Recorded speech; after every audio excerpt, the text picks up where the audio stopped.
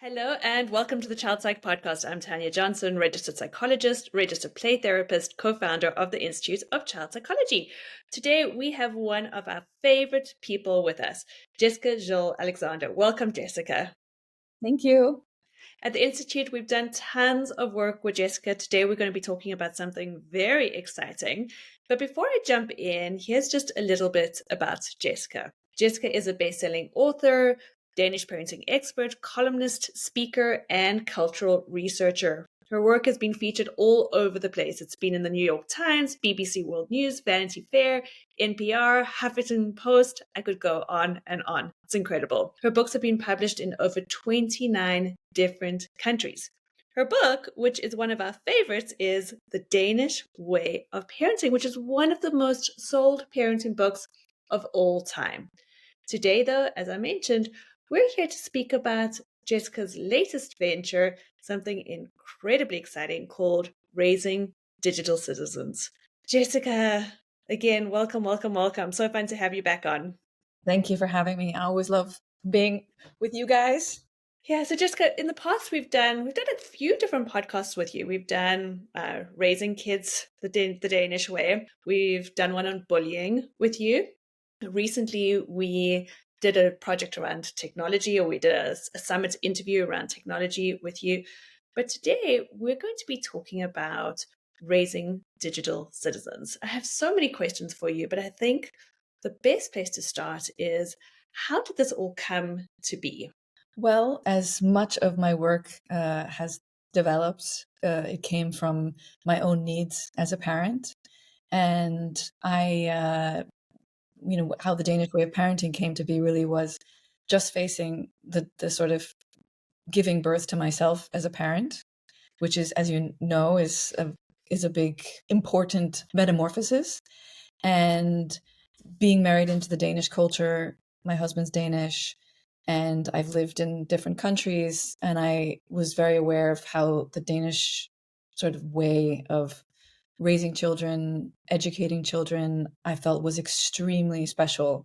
And they're voted as the happiest people in the world for over 40 years in a row. And so, I drew this parallel as an American, like, wow, they're really doing something right. And so for me, in this metamorphosis of becoming a parent and all the challenges, I turned to this parenting model, which really, really, really helped me. And so it helped many other people around the world, which I'm so grateful for. But as my kids got older, and in particular my daughter, she's my oldest, we were getting to that age where it was time for a phone. And like most parents, I was absolutely terrified and not ready. And my instinct was, of course, to say no. And I put it off for as long as I possibly could. And this was before the anxious generation had come out.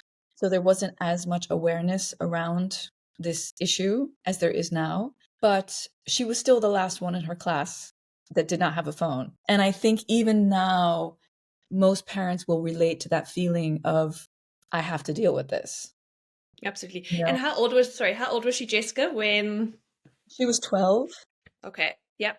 And I think what I have seen generally, there seems to be a general tendency, kids that are going into middle school, it seems that's often like a time when there's this kind of, it's almost like a rite of passage. I agree with you.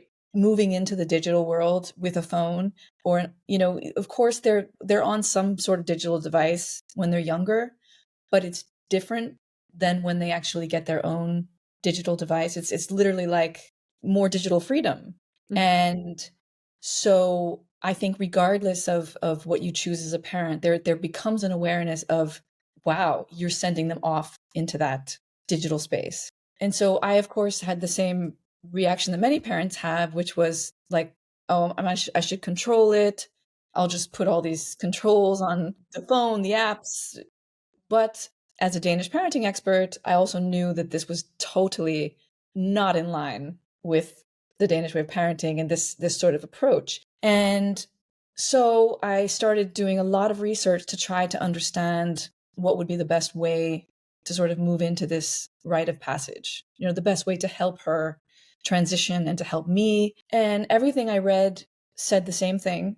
And it's the same. It's true today as well, which is no matter what you decide to do in terms of technology, having conversations with your children is still recommended as the most important thing. And this is just across the board. You know, the American Pediatric Association, all the big psychologists, you know, it's the most recommended thing. Talk to your kids about technology, talk to them about digital citizenship. And that sounds good, but the reality is our generation did not grow up with phones. We didn't grow up in the digital world.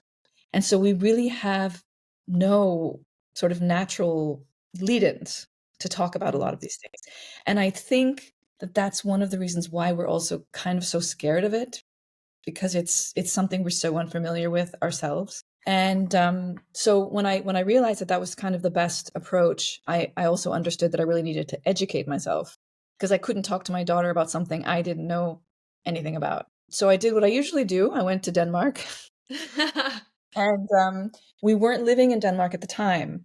And so I knew from all the research that I do, I knew that they had an amazing digital citizenship program, which is, you know, throughout all the ages.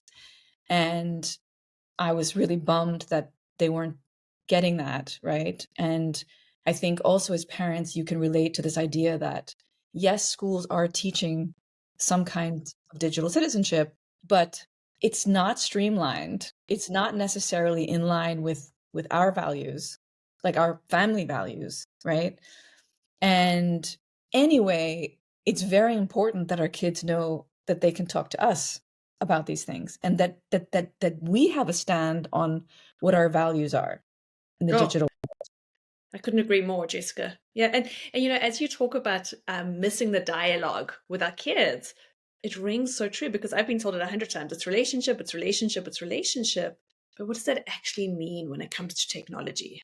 Right. So that's where I was in this sort of conundrum, and I thought, oh my gosh, well, I have to find a way to bridge this gap, with this knowledge gap with her. And I have to find a way to establish a relationship around all of this, you know, this big topic. And what I found when I really like dug into this program, which was just amazing, because, you know, I've done talks with you guys about education before, and you know that the education is very different, in the sense, one thing in particular is very different. There's a huge focus on not just academics, but on how to be a good person. This is maybe like 50% of the curriculum. Wow, it's incredible.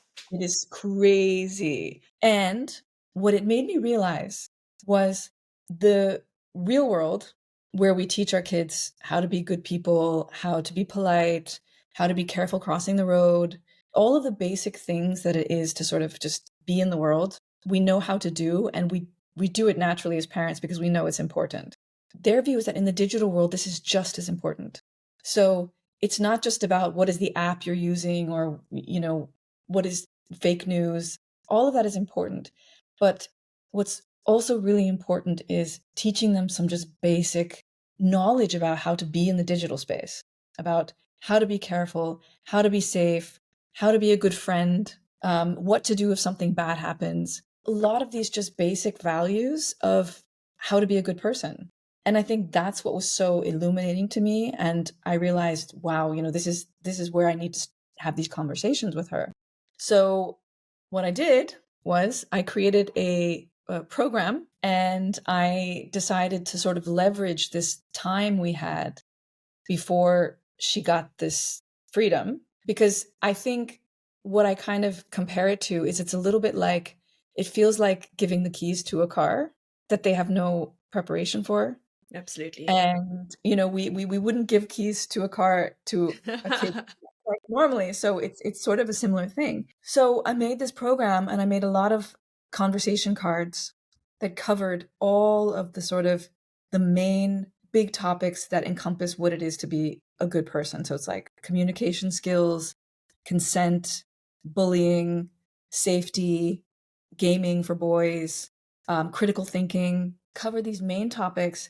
And I made these conversation cards, and I told her, look, if we go through these together, when we finish them, we make an agreement together, and then you can get a phone. And she was, you know, very into it. And so it took us about 2, 3 weeks, and we made it very like cozy in the evening, and, you know, made some hot chocolate. And sometimes we did it at the dinner table. And we just slowly went through a lot of discussions around basic things that we take for granted that our kids know. But the feedback across the board from parents has been, I can't believe how much my kids know, and I can't believe how much my kids don't know. Absolutely. And Jessica, from what I'm hearing, a lot of these conversations are things that we may never actually speak about with our kids. We just assume they're just kind of there, right? Like they know what empathy is, they know what communication skills are. But when do we actually ever speak to our children about these things, except for maybe a once off here in North America in some sort of social emotional learning program that they do at school? 100%. And it's fascinating. I mean, also part of this approach is it's a hard pill for a lot of parents to swallow that we are never going to know as much as they do. And the more we get comfortable with that and we get curious and we get interested to ask them a question and to really, really hear what they have to say and really get interested in their knowledge so that you build this trust. So you build this sense of like, wow, my parents are actually really interested in my world. They don't just shun it. They don't just ban it. They don't just talk about it negatively. Like they're genuinely interested. So I mean, this is a simple example, but in the gaming, which I didn't do for my daughter because she didn't need it. But as my son got older, he was asking me to do the cards because he of course he knew that that meant digital freedom, but he was very interested because he thought they looked fun and simple questions like, what's your favorite character in a game? Why do you, what are their special powers? Why do you like them? And taking the time to actually really listen to something that they're so interested in. I've found across the board that many parents have been so surprised what a difference just showing interest and genuinely opening up this conversation has made for their relationship. Oh, I couldn't agree more. I couldn't agree more because I know even my girls are young, so they don't have access to their own technology yet, but they'll do something at school. And there are times when it's just they're speaking, but is that genuine interest not the genuine interest isn't necessarily there because it's just and then we did this and then this character did that. And I think a lot of parents do switch off when kids speak initially, particularly when they're younger, about their TV show or their game that they played. Whereas I would love to see the difference if we were actually genuinely interested. Tell me about that. What's happening? Yeah, and I think so what's interesting with this experience, because it really is kind of like an experience that you have with them over this period of time, is it's the same for the parents. It's interesting how much we know and how much we don't know. So it's such an interesting exchange of knowledge. You'll get a difficult question that you think your child won't know, like what are cookies? Or some complicated question that you have no idea what the answer is, right? But they'll know and they'll school you on something, right? But when it comes to what do you do where you have a dilemma of you're at a slumber party and all the girls are, on someone's profile and they want to write mean comments, what do you do? So it's really interesting how the parents have the knowledge that they're missing of the wisdom of just like what do you do? How do you cross the road? How do you handle these situations? Just basic rules of thumb where like it means a lot where you establish it in the family, because then your child knows that even if you're not there to control them, they have an idea of what they can do in those Hmm. situations. And I think that's the thing we take for granted, that they know. Absolutely huge. And I have to say that like so this was really worked extremely well for us with my daughter. I feel like we have a incredible relationship around technology versus some other people I know that haven't had that experience. It's allowed us to grow with the technology together because we sort of have created this relationship and Hmm. opened up discussion, and I'm allowed in much more, which again is a very different approach. It's an approach that's much more based on trust than Hmm. fear. And right now it is all about fear. And I'm not saying that there's not a place for that. I'm not saying that, like, I'm all for banning phones in school, and I think that the governments need to do more and tech companies. So I'm all for that. But we've opened Pandora's box. It's not going away. And AI is here. And, unless our kids are going to work in the forest, most likely they're going to need these opportunities, right? And there are a lot of amazing benefits. And one of the angles to this is we talk about reframing. It's based on my parent model, which has reframing as one of the tenets. And that is that we're trying to educate parents also to learn about how to focus on the positive things Hmm. so that you create a bridge in You know what I mean? Like, because this is so much a part of their world that even if they don't have a phone, they're still so exposed to it. So the more you're able to see like the cool stuff, the more you get this opportunity to build that bridge. Absolutely. Yeah. And Jessica, what I love about what you're saying is I just know from working in clinical practice here that eventually, when it comes to kind of parental controls, those sorts of things, that my teens end up outsmarting their parents. So when we don't have that relationship there, the teens do, they just become so much more adept at technology than their parents, that eventually those parental controls actually become pretty fragile that we put in place. 100%, 100%. So there's only so long that control is going to help you. And, I mean, generally, I believe that anyway. I think it's, in all parenting, it's far stronger when you create that connection, when you create that relationship, when you create a bridge of trust. I think in the long term, it's obviously, especially as they get to be older, so much more powerful. And usually the age that you would be doing this is when they're on the precipice of going into that age of more independence. And it's when I think you really want to make that shift to more trust and more openness and base. But again, like I also totally empathize. For me, this was a huge education for me as a parent. And I think I know that so many parents need the same because of it, like I get it. Why would we know a lot of these things? We wouldn't know how to approach them. We wouldn't know how to talk about them. And it's overwhelming to try to even think about how to cover all of these topics, right? So, and then you hear in the news, it's all fear, fear, fear. So it's just much easier to say, no, you just cannot have that. But eventually it will happen. So the sooner you leverage the conversations, the connection, the relationship, this is going to last you and get richer over time. I mean, and one of the things I tell parents, like we're working with some schools now on a program combining what they're teaching in the classroom with what the parents are teaching at home.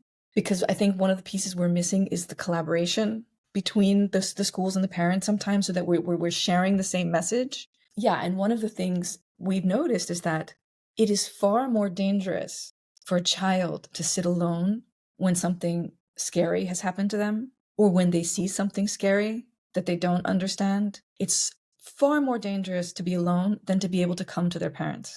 And the only way they feel safe to do that is if they know that they have an open line with you. Absolutely. And that open line starts early. It's in all the ways that we approach tech with them. Yeah, I mean, so I think being able to sort of leverage this period. I mean, interestingly, because we've done it with a lot of pilot parents, and I thought there would be so many that would be using it for getting a phone, but actually, none of our parents did that. A lot of our parents were just using it before they had a phone. Some of used it after they got a phone, and it was really interesting to see the effect on different kinds of parents because so there's questions on porn, on how do you deal with online porn, what do you do if you're at a friend's house and they start watching this. It helps you come up with cues for things you can say, how to handle it, how to get out of it, right? Which is Incredible. also again something you take for granted that they would know how to do. And it was interesting because we had some parents that were super conservative and I was really afraid to I almost wanted to warn them. And I was like, just do the card you're comfortable with. Skip over the ones, that if it's too much, just read it beforehand. And surprisingly, the conservative ones were the most happy about the topics I thought would be difficult. And I wonder if it's because it's just there on paper, right? Now I can ask these questions. Just makes it easier. It's guided. I think that makes a huge difference because it's like it's here. I'm not it's not coming out of my mind, it's on a card, it's a little bit more playful. And one of the things that I find helps a lot, which I did as well, is that I would decide like, okay, I'm going to do 5 cards tonight. And maybe I would be talking about the ones about porn. And I would think about it, I would read them beforehand and just kind of prepare myself a little bit so that I wasn't going to be weird, right? Because you don't want to come off as judgmental. You don't want to come off as right, Awkward and yeah. awkward or like really negative or all these things. So I do find that it helps to sort of like think a little bit beforehand so that you can be open and have it come from the child. So it's not about a right answer. That's the thing. That's also what I learned from the Danish approach and how they do it in the schools and they do it in these citizenship classes. It's not about the right answer. It's really about the conversation. So I had one parent that did one card with her daughter, her teenage daughter. She said they had like a 3-hour conversation, one of the best of her life, that was about like trafficking and I mean, things she would never have talked about or been able to talk about. So it's not about like completing them or doing all 200. It's really allowing the conversation to happen, working through what do we think we can do in these situations? What are good rules of thumb for our family? And then you together with the child, you make an agreement. So it comes from them. So it's not like, here's the contract. I'm telling you this is what the rules are. It's much more, out of all the things we've talked about, what do you think are some good stipulations that we can make in agreement together? Beautiful. That was actually my question. So with your own daughter, you went through all of the cards, and that's what helped to form the agreement that you made between the two of you. Yes.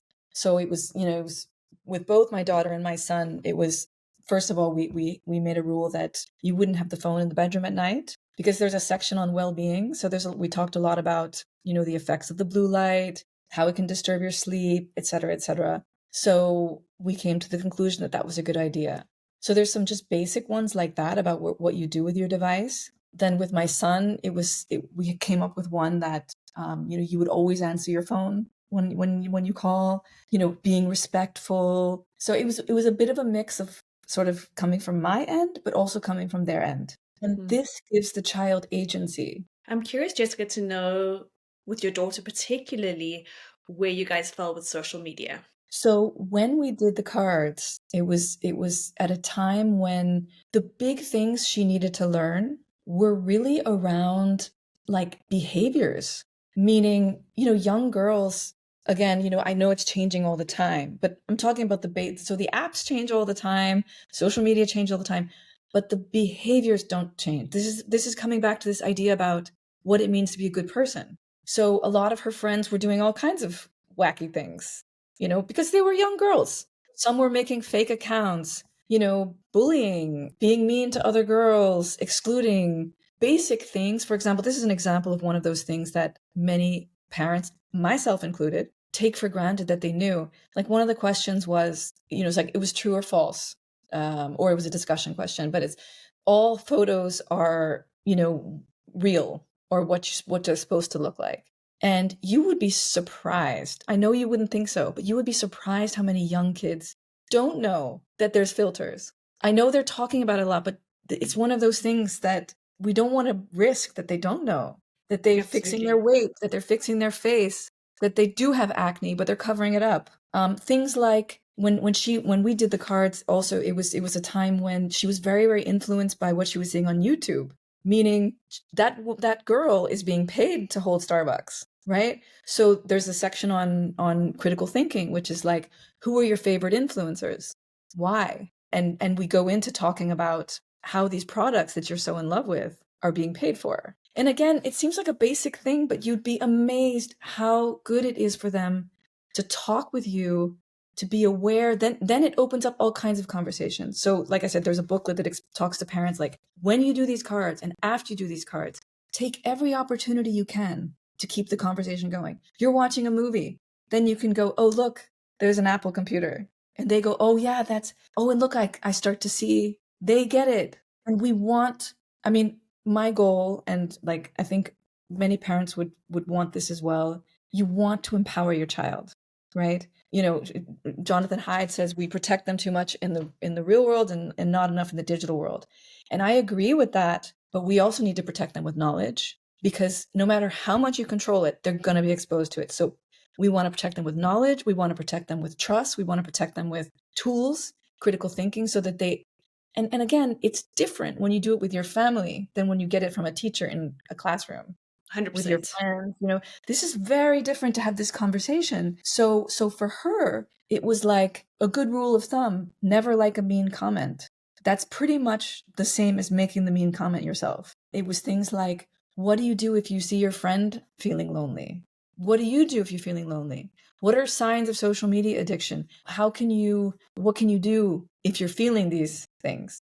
So it was a lot around managing online relationships, which for her was really, really, really important and really helpful. Yeah, and Jessica, what I'm hearing so strongly here is, well, The Anxious Generation is such a powerful book with wonderful, wonderful research and ideas for parents. There's also this gap in between after it, and one person can only do so much, but where we go, okay, so now we've decided to give our child the phone. What needs to happen? And I think so many parents are lost in that gap. And what I love about what you're saying is here is something to help guide you through that gap so that you feel ready to give over those keys.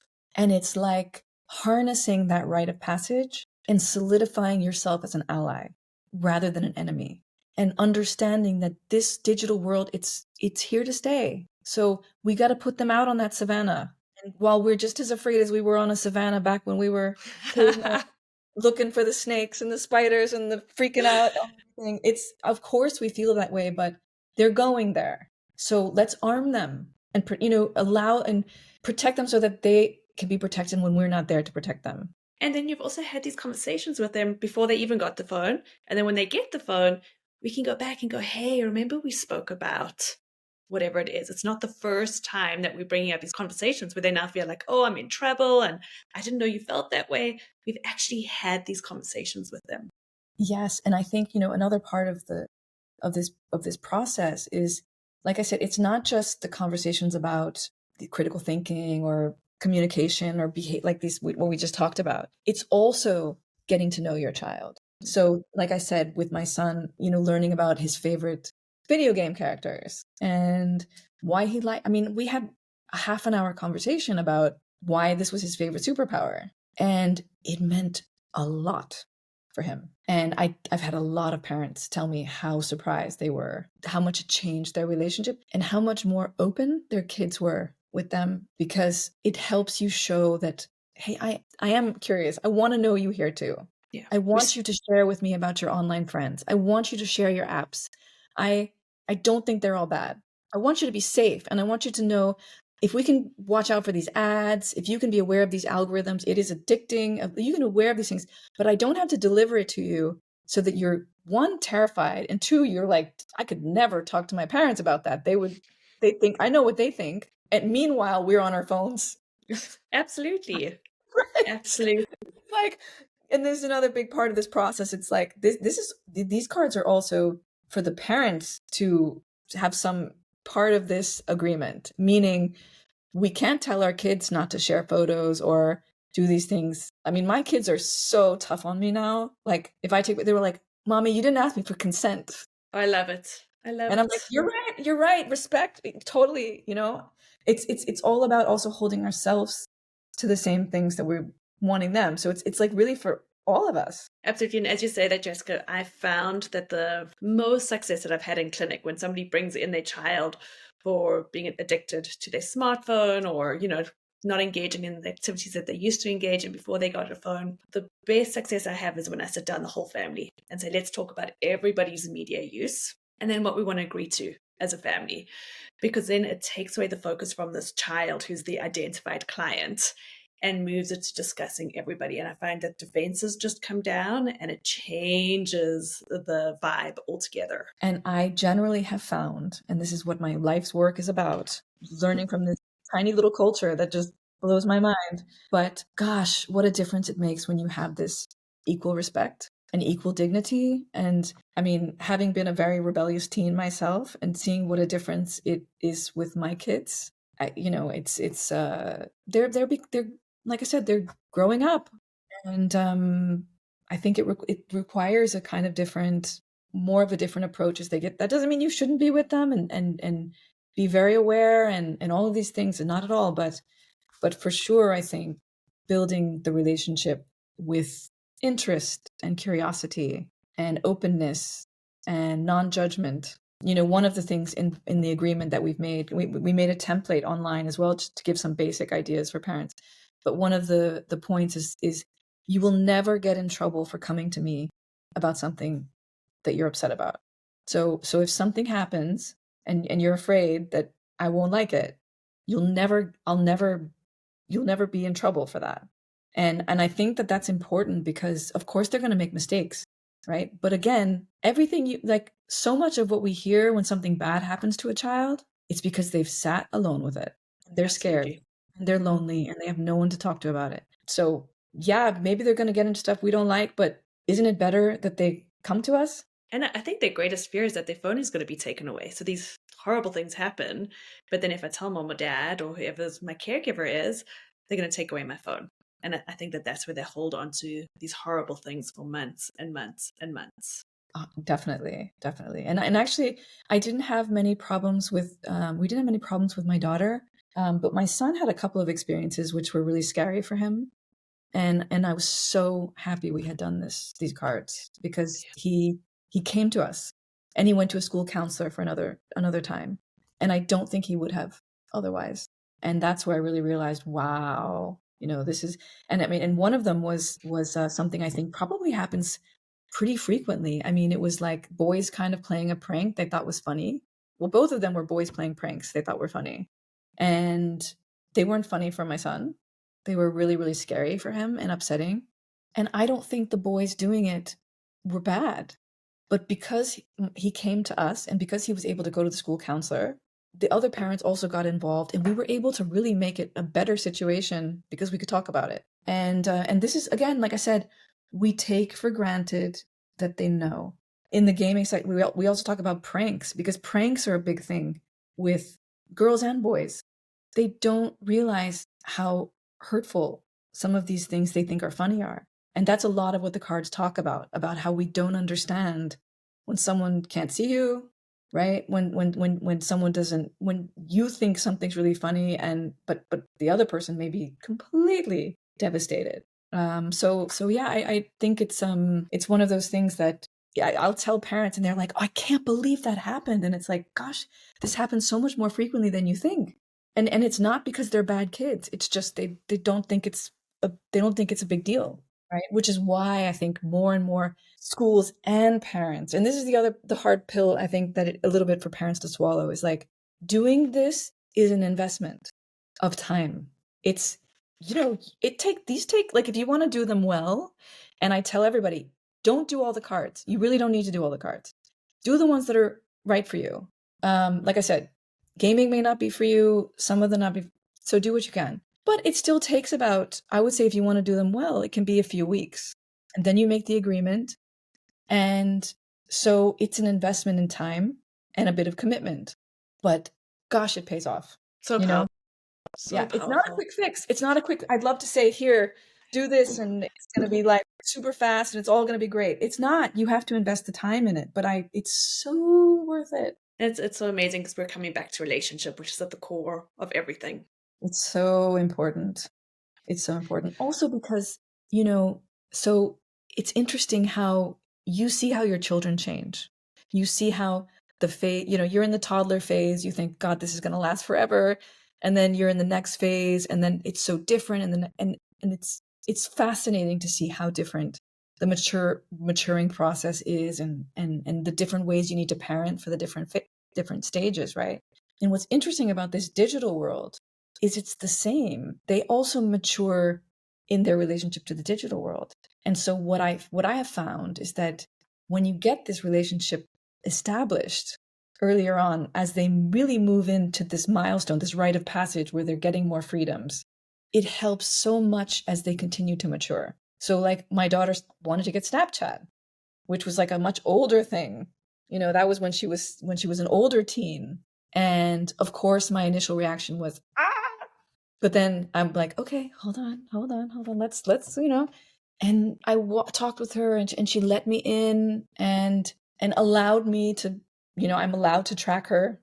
She's allowing me, so it's not like I'm forcing her to do it. She allows me to have it, and it's trust. And of course, it's still annoying as a parent. It's still, you see the teen that's just like this, like, going all, you know, I'm not saying you don't still act like teenagers, right? But gosh, it's so much nicer to feel like I know that it's an open relationship, and I really feel like I can trust her. It's and every kid is different. My son is still younger, and we have different challenges, but he has been the one to tell me that he thinks the cards helped him, Amazing.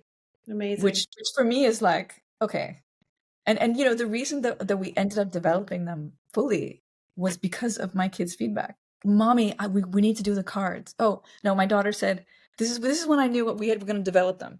So my son was starting to get closer to that age where he wanted more digital freedom. And my daughter goes, Mommy, Sebastian really needs to do the cards. You really need to do the cards with Sebastian. And I was like, okay. Got it. I'm done. That's it. Okay. That told me everything. So Jessica, for everybody listening in, what's a final thing that you want to leave them with?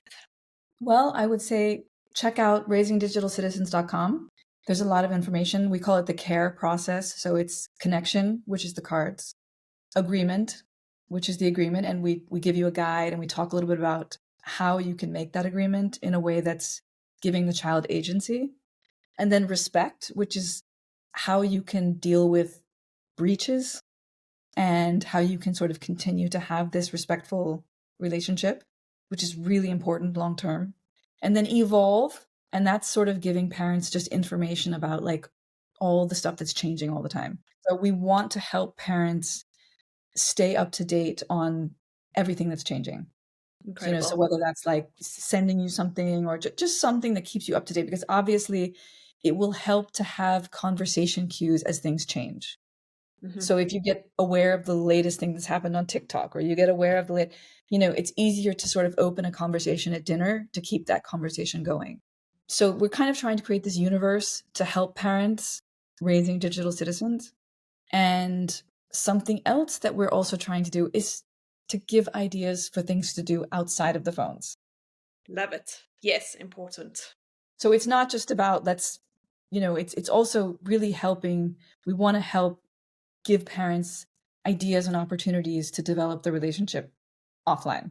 Beautiful. And people can buy the cards on Raising Digital Citizens. Yes. That's where, Yes. okay, Yep. beautiful. And all the other resources is there a fee for it? How does it work? Yes. So you just buy it. You can buy it on Amazon. You can buy it from the site. It's going out now. We're trying to get it out in a lot of countries. And then yes, there's a guide in the box. So there's a parent guide, and like I said, on the site you can find the agreement. You can download the agreement, and then a lot of information there. And then you can always reach out to me if you want, Jessica Joelle Alexander. I'm excited. I mean, it's just like, it's kind of a rolling it out right now. And the feedback has been great. And we're trying to roll it out in some schools now so that they can work with parents. And I hope, I hope it's going to help a lot of people like it helped us.